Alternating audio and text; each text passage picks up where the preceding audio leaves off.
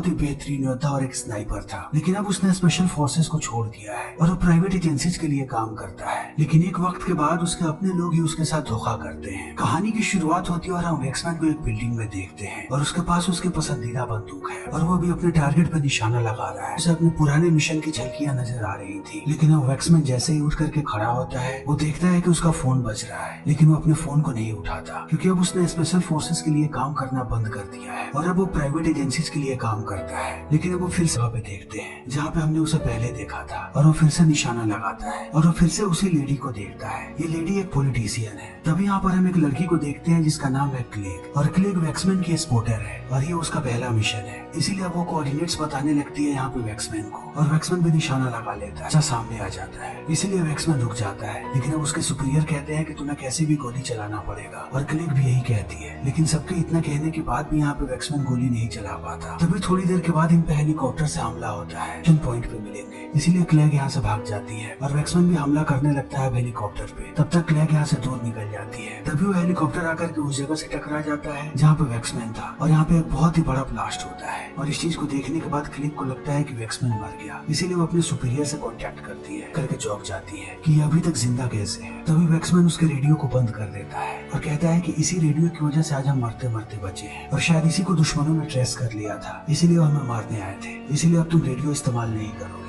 अगर हमारा mission fail हुआ है, इसीलिए अब सिर्फ रेडियो से दूर रहना है। इसीलिए वो रेडियो फेंक देता है और यहाँ से निकल पड़ता है और क्लेग भी उसके पीछे जाने लगती है। तब ये लोग नक्शा देखते हैं और अब इन्हें जल्दी से जल्दी अपने सेकंड एक्सट्रैक्शन पॉइंट तक पहुंचना है। तभी यहाँ पे एक्समैन एक आदमी को देखता है जिसके पास एक कार है, इसीलिए उस आदमी को बेहोश करता है और ये दोनों उसकी कार में बैठ करके यहाँ से निकलने लगते हैं। लेकिन जैसे ये लोग थोड़ा आगे जाते हैं ये अपने सामने कुछ लुटेरों को पाते हैं जो सबकी गाड़ियाँ लूट रहे हैं और वो मासूम लोगों को बड़ी ही बेरहमी के साथ मार भी रहे हैं। इसीलिए एक्समैन क्लेग को गाड़ी घुमाने के लिए कहता है, लेकिन जब तक वो अपनी गाड़ी को वापस घुमाती तब तक वो लुटेरे इनके पास चले आते हैं। तब एक्समैन अपना कमाल दिखाता है, वो अपनी बंदूक निकालता है और वो एक एक करके सारे के सारे लुटेरों को ढेर करने लगता है और जल्दी ही वो सबकी लाशें बिछा देता है। लेकिन इनका एक साथी यहाँ से भागने लगता है और वो बहुत दूर भाग जाता है। तब एक्समैन अपनी स्नाइपर निकालता है और वो एक शानदार निशाना लगाता है और हमें पता लगता है कि एक्समैन एक बहुत ही शानदार निशानेबाज है। फिर ये लोग शहर की तरफ जाने लगते हैं। तब हमें पता लगता है कि पूरे शहर में त्राहिमाम मचा हुआ है और सब एक दूसरे के जान के प्यासे हैं और यहाँ पे हर जगह बॉम्ब भी फूट रहा है, इसीलिए दोनों सुरक्षित जगह ढूंढ रहे होते हैं। लेकिन अब क्लेग बहुत ही ज्यादा परेशान है और वो सबसे ज्यादा गुस्सा है एक्समैन पे, क्योंकि अगर उसने सही वक्त पे गोली चला दी होती तब ये लोग यहाँ से निकल चुके होते और ये लोग जल्दी से एक्सट्रैक्शन पॉइंट पे पहुंच जाते। लेकिन ये सब कुछ एक्समैन की वजह से हुआ है। तब इन बातों को सुनने के बाद अब एक्समैन यहाँ पर क्लेग को संभालता है और कहता है कि तुम्हें डरने की जरूरत नहीं है, तुम्हें सुरक्षित रखने की जिम्मेदारी मेरी है और मैं तुम्हें कैसे भी वापस घर तक लेकर के जाऊँ। और इतना कहने के बाद वो उसे घर के अंदर छोड़ देता है और वो बाहर जाता है तफ्तीश करने के लिए।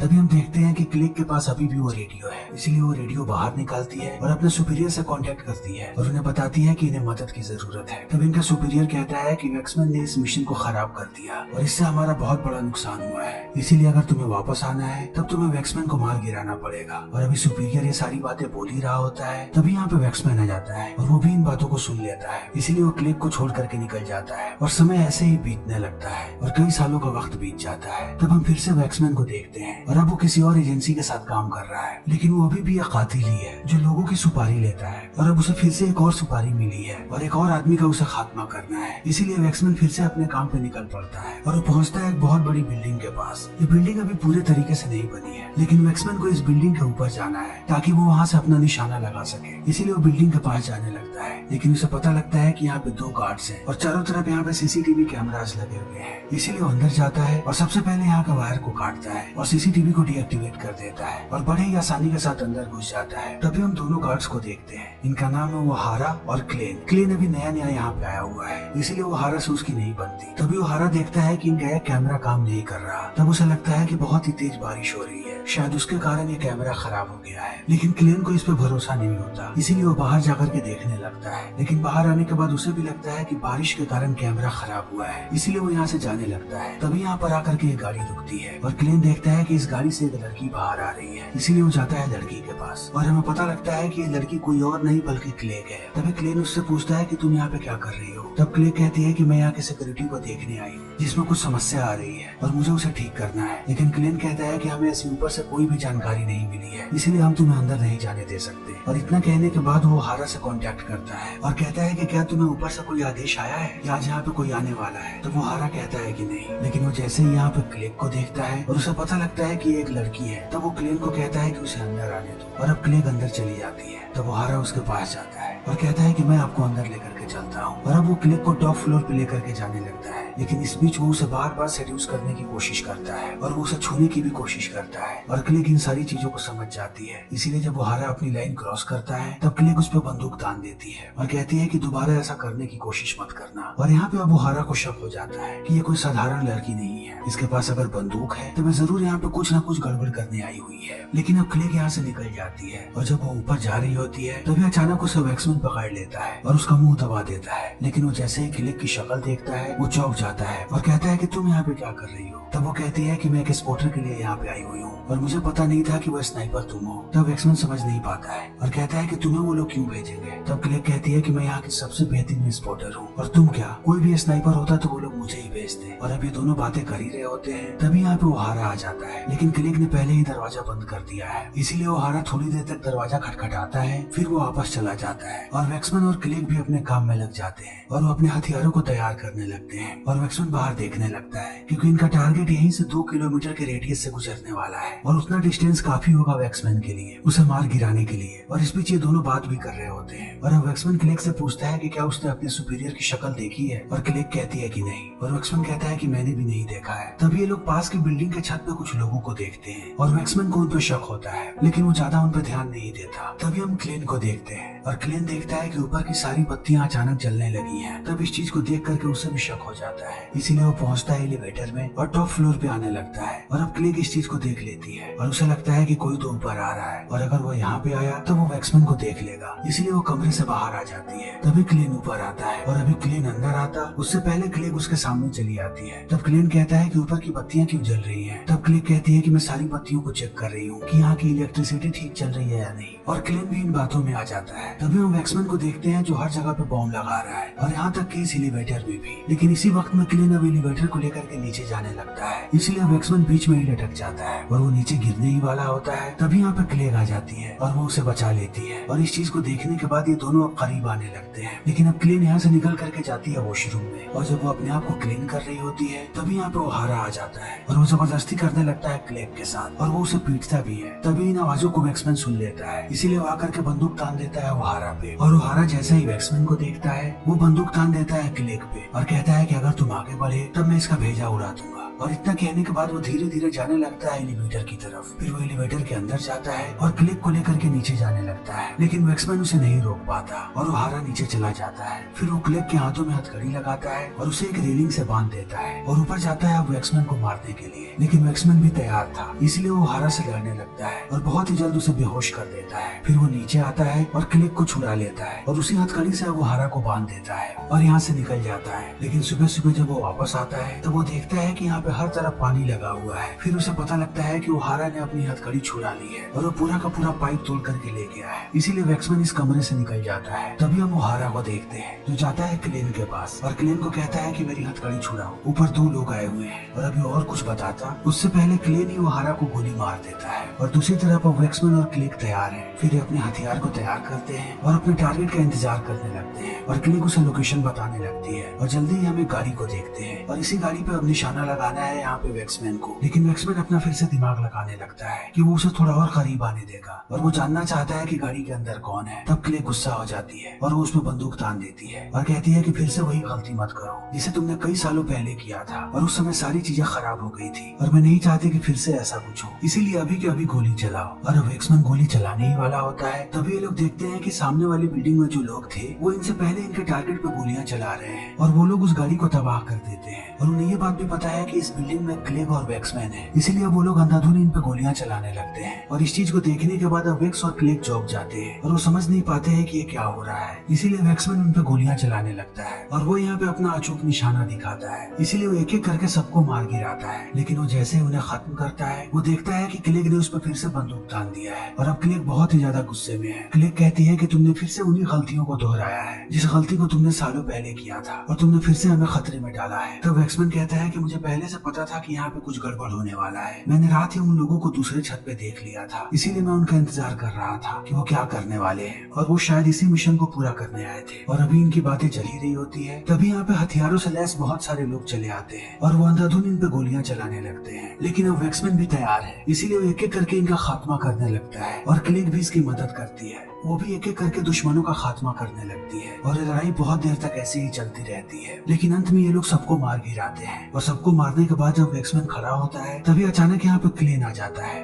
और वो वैक्समैन पे गोली चला देता है। फिर वो क्लेग को मारने ही वाला होता है तभी क्लेग उस पर बंदूक तान देती है और कहती है कि मुझे अभी की अभी पूरी की पूरी सच्चाई बताओ कि आखिर यहाँ पे क्या चल रहा है। तब क्लेग पूरी सच्चाई बताता है और कहता है कि मैं ही तुम लोगों का सुपीरियर हूँ और सालों से मैं ही तुम लोगों से काम करवा रहा था और ये काम बहुत ही बड़ा था, इसीलिए मैंने तुम लोगों को ये काम दिया ताकि तुम लोग जैसे ही इस काम को पूरा करो मेरे आदमी तुम्हें मार गिराए और जैसे ही यहाँ पे तुम लोगों की लाश मिलेगी पुलिस वाले इस केस को बंद कर देंगे क्योंकि उन्हें कातिल मिल जाएगा और इसके आगे कोई भी कार्यवाही नहीं होगी। इसीलिए मैं तुम लोगों को मरवाना चाहता था। लेकिन अब क्लेग ऐसे ही उस पर बंदूक तान करके रखती है। तब क्लेग कहता है कि मैं तुम लोगों का पीछा नहीं छोड़ूंगा, मैं जल्द ही वापस आऊंगा और तुम लोगों को मार गिराऊंगा। और इतना कहने के बाद वो चला जाता है एलिवेटर के अंदर और उसे पता नहीं है कि इस पूरे एलिवेटर में बॉम्ब लगा रखा है वैक्समैन ने। इसीलिए वो जैसे ही नीचे जाता है यहाँ पे एक बड़ा सा ब्लास्ट होता है और इसी ब्लास्ट में क्लेग की मृत्यु हो जाती है। लेकिन क्लेग अब बहुत ही ज्यादा निराश है क्योंकि उसे लगता है कि उसने वैक्समैन को खो दिया। इसीलिए वो शोक मनाती है और उदास होकर के यहाँ से बाहर निकल जाती है और यहाँ से जाने लगती है। तभी उसके पास के बोरिंग पे एक गोली चलती है और यहाँ पे पानी निकलने लगता है। तब क्लेग ऊपर देखती है और उसे पता लगता है कि ये गोली किसी और ने नहीं बल्कि वैक्समैन ने चलाई है और वैक्समैन अभी भी जिंदा है। फिर वैक्समैन को जिंदा देखने के बाद क्लेग बहुत ही ज्यादा खुश होती है और ये दोनों एक दूसरे को अलविदा कहते हैं और इसी के साथ ये फिल्म यहीं पे खत्म हो जाती है। तो दोस्तों हमारी आज की ये वीडियो यहीं पे खत्म होती है। अगर आपको हमारी ये वीडियो पसंद आई हो तो इसे लाइक करें, शेयर करें और चैनल को सब्सक्राइब करें। Thank you.